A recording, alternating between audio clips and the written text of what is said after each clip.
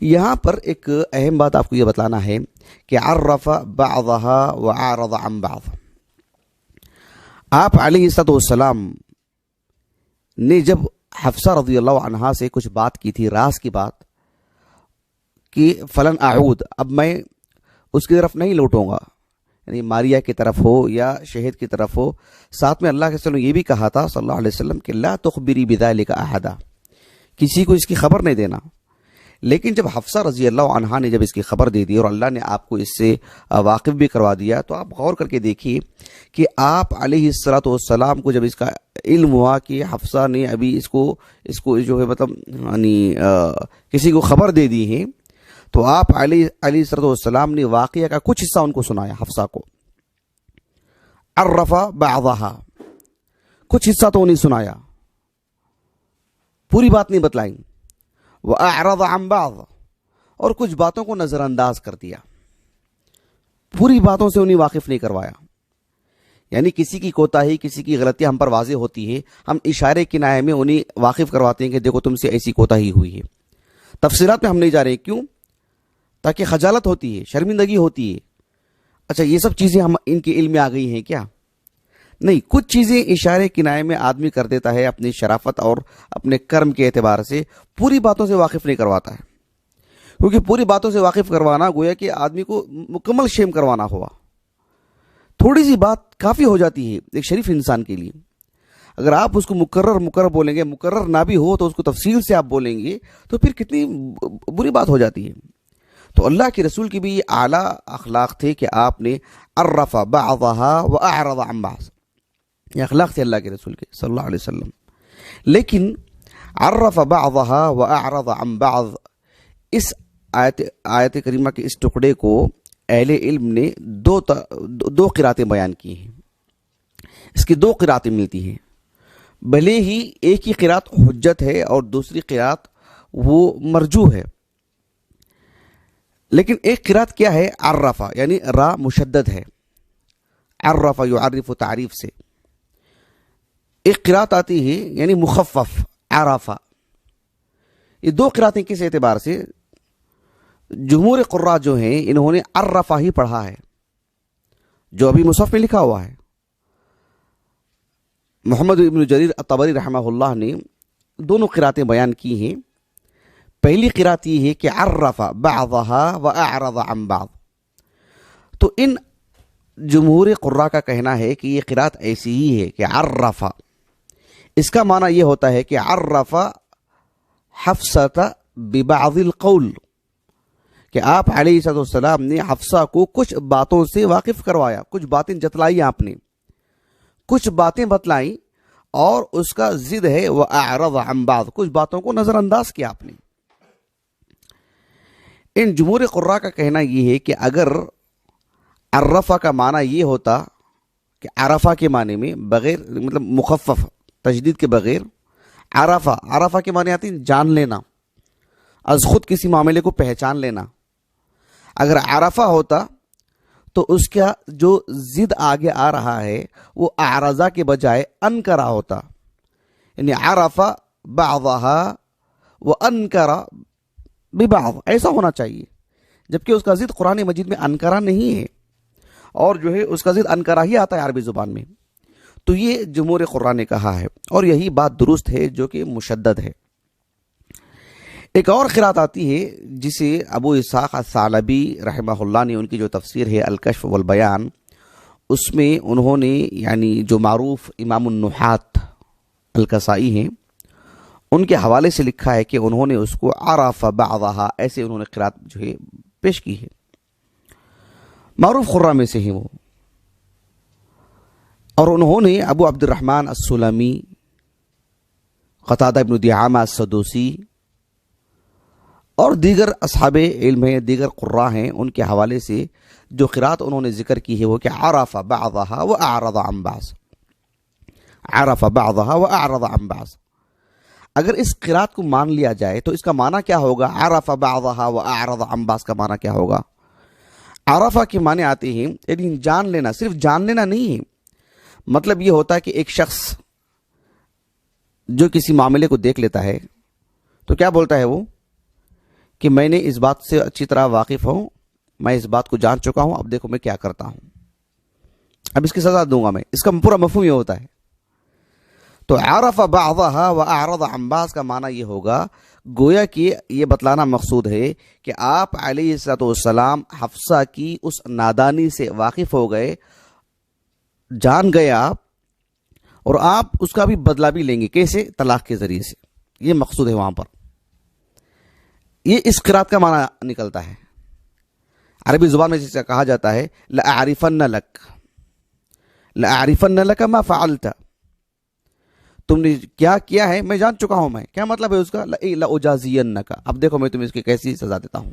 یہ مقصود ہوتا ہے وہاں پر. سزا یا جزا دو بھی. جیسے اللہ رب العالمین نے قرآن مجید میں فرمایا سورۃ البقرہ میں، الحج اشہر معلومات فمن فرض فیہن الحج فلا رفث ولا فسوق ولا جدال فی الحج وما تفعلوا من خیر یعلمہ اللہ. یعنی تم سے جو بھی نیکی کا کام جو صدور ہوگا اللہ سبحانہ و تعالیٰ کے علم ہے. وہ کیا مطلب ہے؟ اللہ جزا دے گا اس کا، وہ مطلب ہے. اللہ کے علم ہے کیا مطلب؟ صرف اللہ تعالیٰ العلیم ہے وہاں وہ مقصود ہے نہیں. مطلب ہے کہ اللہ جان رہا ہے نا، تو اللہ دے گا آپ کو اس کا اجر. جسے اللہ رب العالمین نے سورۃ النساء میں بیان فرمایا، اولئک الذین یعلم اللہ ما فی قلوبہم فاعرض عنہم. ان کے دلوں میں کیا نفاق ہے اللہ جانتا ہے، آپ اعراض کیجئے اس سے. اللہ جانتا ہے کیا مقصود ہے اس کا، اللہ نمٹ لے گا اس مسئلے کو، اللہ سزا دے گا ان کو. اولئک الذین یعلم اللہ ما فی قلوبہم. تو یہاں اگر مخفف پڑھیں گے تو اس قرات کا یہ معنی نکلے گا. مشدد پڑھیں گے تو معنی وہ ہوگا کہ اللہ کے رسول علیہ السلام ان کی کچھ باتوں کو ان کے سامنے جتلایا کہ دیکھو تم نے ایسا کر دیا نا، لیکن پوری باتیں نہیں بتلائیں. وَأَعْرَضَ عَنْ بَعْضٍ، یعنی قصے کا ایک پہلو آپ نے رکھا، بلکہ ایک پہلو کا کچھ حصہ آپ نے رکھا، سارے پہلوؤں کو نظر انداز کر کے رکھا، سب باتیں نہیں بتائیں ان کو. وہ مقصود ہے وہاں پر، اور وہاں وہی معنی ہے. عرف مخفف پڑھیں گے تو پھر یہ معنی نکلے گا. اسی لیے امام ابو جعفر محمد ابن جریر الطبری رحمہ اللہ نے کہا کہ ان دونوں قراتوں میں جو درست قرات ہے وہ مشدد ہے. جنہوں نے را کو مشدد پڑھا، یعنی عرف بعضها واعرض عن بعض، اس کو انہوں نے اس نقطہ نظر سے ہی نہیں ترجیح دی کہ معنی کے اعتبار سے، بلکہ کہا کہ اس میں لإجماع الحجت بالقراء علیہ، جو معروف قراء ہیں ان کا اس طرز سے پڑھنا اور اس پر ان کا اجماع اور ان کا مجتمع ہونا یہ اصل ہے، اور اس کو مرجوح قرات قرار دیا محمد بن جریر الطبری رحمہ اللہ نے. ورنہ یہ ہوگا کہ بس اللہ کے رسول ان سے واقف ہو گئے اور اب ان کو اب سزا دیں گے طلاق کی شکل میں. اور فعلاً اللہ کے رسول نے ارادہ کر لیا تھا حفصہ کو طلاق دینے کے متعلق رضی اللہ عنہا. جبرائیل علیہ السلام آئے اور آ کر کے کہا کہ جو ہے نہیں، آپ جو ہے اپنی طلاق سے رجوع فرمائیے، یہ آپ کی دنیا اور آخرت میں جو ہے آپ کی بیوی ہیں، جنت میں بھی آپ ان کو اپنی زوجیت میں دوبارہ لے لیجیے. حالانکہ حدیث مبارکہ ہے مسند احمد کی بسند صحیح، لیکن وہ اس آیت کریمہ کا سے متعلق نہیں ہے، بلکہ اس سے پہلی والی جو صورت ہے یا ایھا النبی اذا طلقتم النساء، اس آیت کریمہ کے ضمن میں یہ حدیث مبارکہ ملے گی آپ کو. وہاں اللہ کے رسول نے حفصہ کو طلاق دینے کی جو بات کی تھی وہ اس سورہ سے متعلق ہے. یہاں وہ مقصود نہیں ہے. یہاں مقصود یہ ہے کہ عرف بعضها واعرض عن بعض، آپ علیہ السلام نے کچھ باتیں جو تھیں اس قصے سے متعلق ایک آدھ بات ان کے سامنے ذکر کی، بس ایسے ہی احساس دلانے کے لیے، بقیہ ساری باتوں کو یوں ہی نظر انداز کر دیا اللہ کے رسول نے. وَأَعْرَضَ عَنْ بَعْضٍ وَأَعْرَضَ عَنْ بَعْضٍ آیت کریمہ کے اس حصے کو رکھ کر کی یہ بات بتلائی جاتی ہے کہ اللہ کے رسول علیہ السلام کے اخلاق کس قدر کریمانہ تھے. خود قرآن نے گواہی دی کہ اِنَّكَ لَعَلَىٰ خُلُقٍ عَظِيمٍ سورۃ القلم میں. آپ علیہ السلام کا فرد کے اعتبار سے دیکھا جائے تو جو برتاؤ آپ کا تھا نہایت کریمانہ، اعلیٰ درجے کے اخلاق. اپنے ازواج مطہرات کو بھی جہاں ملامت کرنے کی بات آتی تو بقدر ضرورت ملامت، یہ نہیں کہ واقعہ اتنا ہے اور اتنا پھیلا کے ڈانٹ رہے ہیں، ایسا نہیں تھا معاملہ. واقعی میں بہت ساری باتیں ہوتی ہیں، بہت بڑی بڑی چیزیں ہوتی، لیکن بہت ہی لطیف پیرائے میں ڈانٹتی. یہ بھی ایک جو ملکہ ہے. اللہ کے رسول علیہ الصلوۃ والسلام نے عرف بعضها واعرض عن بعض، یعنی تکرما. آپ علیہ السلام نے مطلب بہت ہی اعلیٰ پیمانے کی جو شرافت ہوتی ہے، جو کریمانہ انداز ہوتا ہے، وہ آپ نے اختیار کیا. خود ڈانٹنے والے میں بھی ایک طرح کی حیا ہوتی ہے کہ تفصیل سے ڈانٹیں گے کیا، تفصیل سے بتلائیں گے کیا، آنکھ میں آنکھ ڈال کے بولتے جائیں گے. نہیں، حیاءً. اور اللہ کے رسول کا جو حسن معاشرت تھا اپنی بیویوں کے ساتھ، آپ علیہ السلام نے بہت تفصیلی گفتگو نہیں فرمائی، اشارے کنایوں میں ہلکی پھلکی سی ڈانٹ، سارے پہلو اپنے سامنے رکھے نہیں ان کی. اسی لیے حسن بصری رحمہ اللہ کہتے ہیں کہ مستقصا کریم قط، جو شریف انسان ہوتا ہے وہ کبھی بھی معاملے کا احاطہ نہیں کرتا. جب کسی کو ڈانٹتا ہے تو گہرائی میں نہیں جاتا ہے، وہ آخری حصے تک نہیں چلا جاتا ہے. تم نے یہ کیا نا، ایسا کر دیا نا، پھر اس واقعے میں تو یہ بھی بات تھی نا، ایسا بھی تھا نا، ایسی سب باتیں نہیں آتی. بس وہ اس کو اس ایک کلمے کے ذریعے سے جو احساس دلا دیتا ہے نا، وہ بس وہ نکل جائے گا. وہ بقیہ جتنا سمجھنا ہے وہ سمجھ لے، یہ نہیں جائیں گے تفصیل سے. بہت ممکن ہے وہ یہ سمجھ لے کہ دیکھو ان کو پورے واقعے کا علم ہی نہیں ہے، بس ان کو وہ ایک پہلو ہی معلوم ہے. بس یہ انداز ہوتا ہے. سفیان ابن سعید الثوری رحمہ اللہ دوسری صدی ہجری کے معروف علماء میں سے ہیں. وہ کہا کرتے تھے کہ ما زال التغافل بن فعل الکرم. التغافل جو ہے نا، التغافل کیا مطلب ہے؟ التغافل یعنی انجان بننا. کسی سے کچھ نادانی ہو رہی ہے، کسی سے کچھ چوک ہو رہی ہے، دیکھ لے کر کے بھی نادان بن کے نکل جانا، کیونکہ انہوں نے دیکھا ہی نہیں، ان کو کچھ خبر ہی نہیں، ان کو کچھ اس کا احساس ہی، مطلب ان کے علم میں بات آئی نہیں ہے. ما زال التغافل من فعل الکرم، کیا عجیب قول ہے. دیکھیے امام اہل السنہ احمد بن حنبل رحمہ اللہ فرماتے ہیں کہ 9 اعشار حسن الخلق. 9 اعشار کیا مطلب؟ یعنی 10 میں سے 9واں حصہ، 9 حصے. یہ دراصل جو ہے نبوی تعبیر ہے. یہ 9 اعشار یعنی جسے اللہ کے رسول نے کہا عراق کے بارے میں کہ وَبِهَا 9 اعشار من الشر، کہ اگر شر کے 10 حصے ہوتے تو 9 حصے تو عراق کے ہیں. مسند احمد کی بسند صحیح روایت ہے. تو 9 اعشار یہ عربی زبان کا ایک یعنی اسلوب ہے، بکثرت استعمال ہوتی ہے یہ عدد. احادیث بھی بہت ہیں، کچھ احادیث ضعیف بھی ہیں جس میں 9 اعشار کی اصطلاح ہے، لیکن جو ہے مطلب یعنی احادیث ضعیف ہو سکتی ہیں، لیکن بہت سارے احادیث صحیح بھی ہیں اس معنی کی. اور عربی زبان کا ایک محاورہ ہے، عام سا محاورہ، اعداد سے متعلق جو محاورے ہوتے ہیں ہر زبان میں، تو 9 اعشار ایک محاورہ ہے عربی زبان کا. تو امام اہل سنہ احمد بن حنبل رحمہ اللہ نے کہا کہ 9 اعشار من حسن الخلق التغافل، کہ حسن خلق کو اگر 10 حصوں میں بانٹا جائے تو 9 حصے تو بس تغافل سے متعلق ہیں. کیا مطلب ہے؟ آدمی کو نظر انداز کرتے رہنا چاہیے.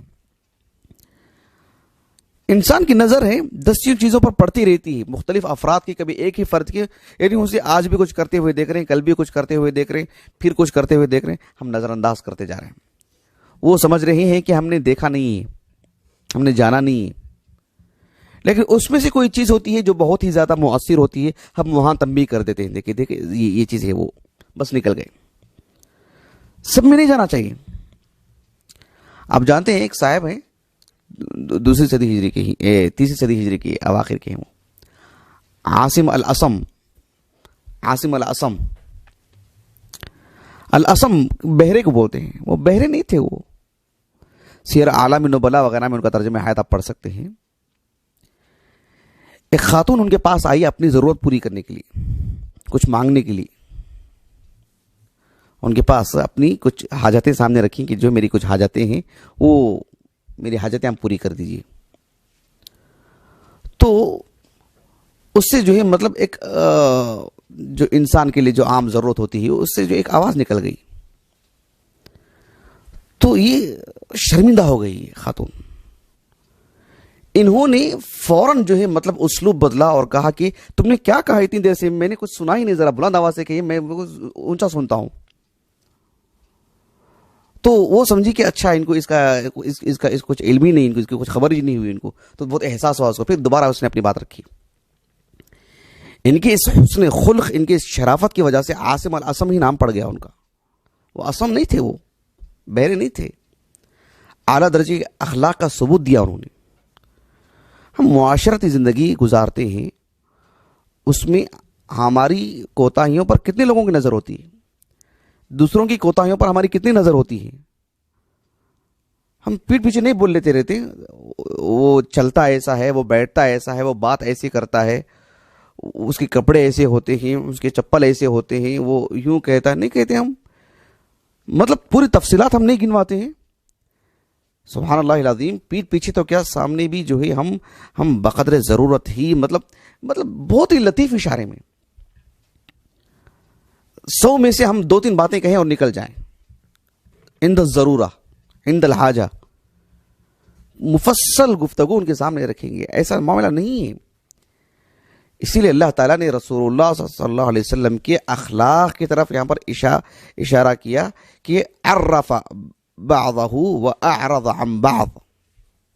آپ نے مطلب کچھ حصہ جتلایا, کچھ چیزیں بتائیں آپ نے, بقیہ باتوں کو تو نظر انداز ہی کیا آپ نے. مطلب احساس ہی ہونے نہیں دیا, خبر ہی نہیں دی. حفصہ نے یہ سمجھا کہ جو ہے مطلب آپ علیہ السلام کو جو ہے بس اس حصے کا جو علم ہے, بقیہ چیزیں آپ کو نہیں معلوم ہے.